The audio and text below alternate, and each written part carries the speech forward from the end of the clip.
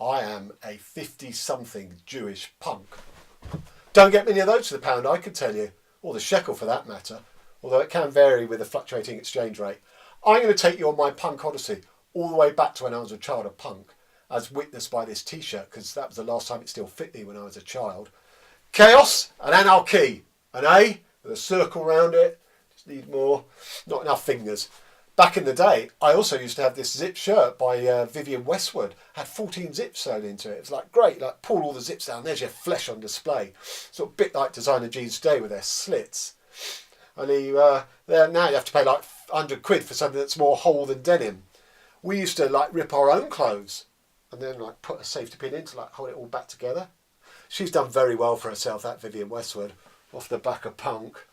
Man, I wish I'd kept that shirt. Must be worth a mint by now.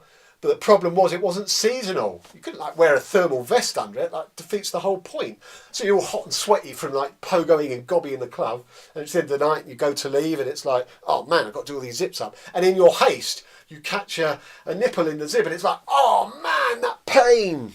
It's indescribable. Second only to childbirth and catching your cock in your trouser zipper. Hey mate, you a Jewish punk as well then? No mate, just my drain pipes didn't come with a button fly. Punk's not dead. It's just a bit poorly from hepatitis with all that gobbing and spitting on each other. That's why I have health and safety laws. I don't wear these because of the deterioration of my vision from old age. No, I lost an eye in a tragic gobbing incident because the chewing gum was still stuck to it and it like on my eye book there.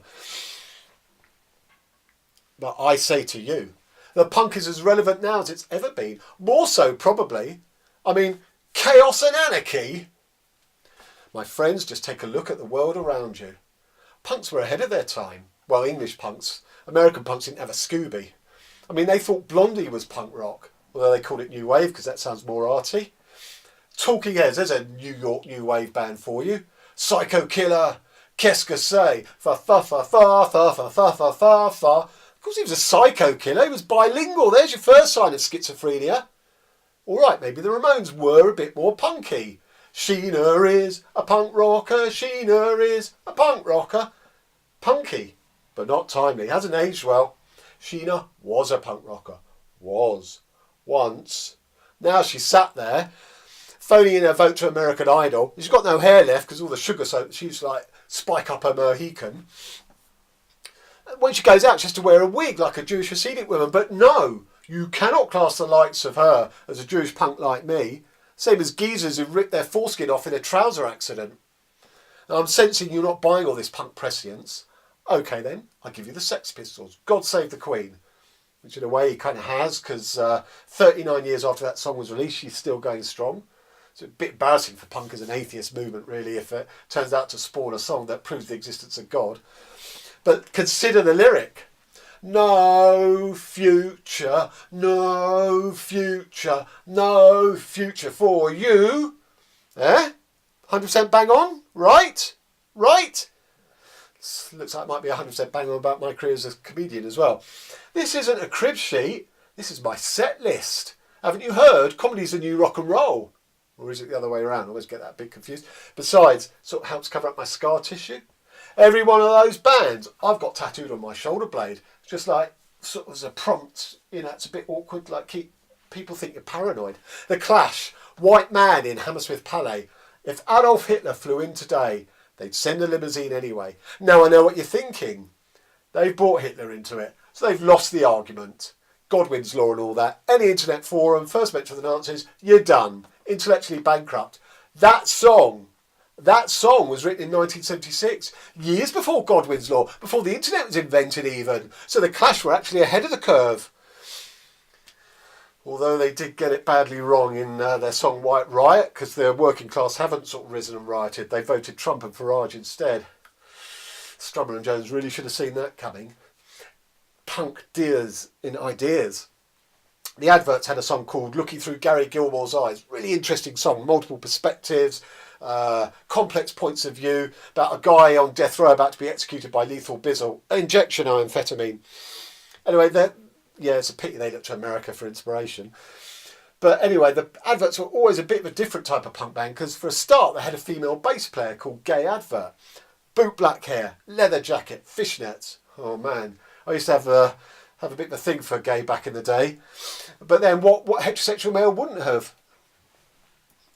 But these days, she's sort of quite open and candid in interviews about how she used to get off her tits on booze just to be able to get up on stage and play.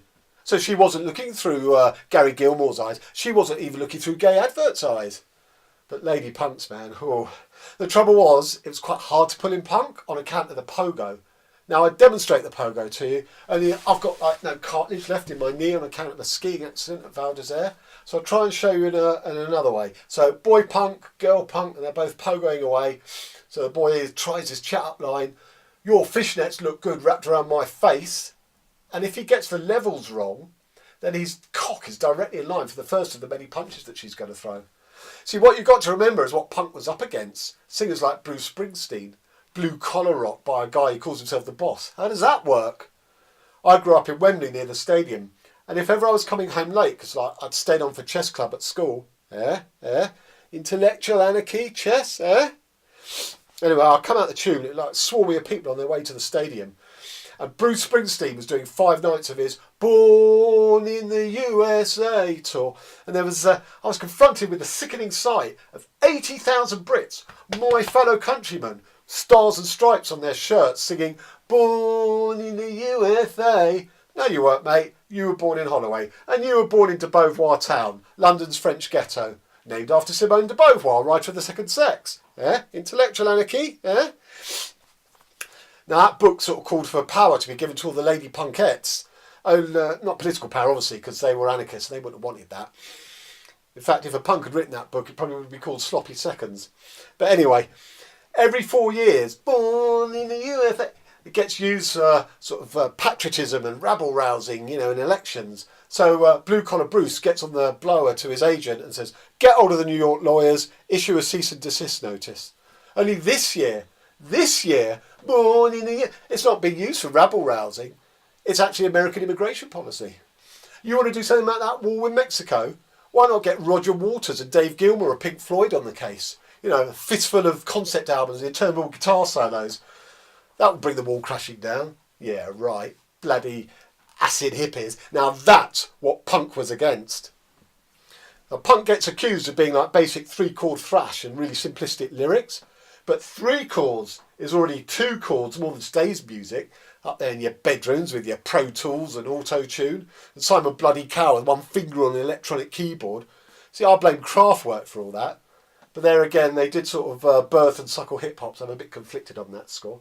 And if it's lyrical sophistication you want, Stiff Little Fingers from Belfast.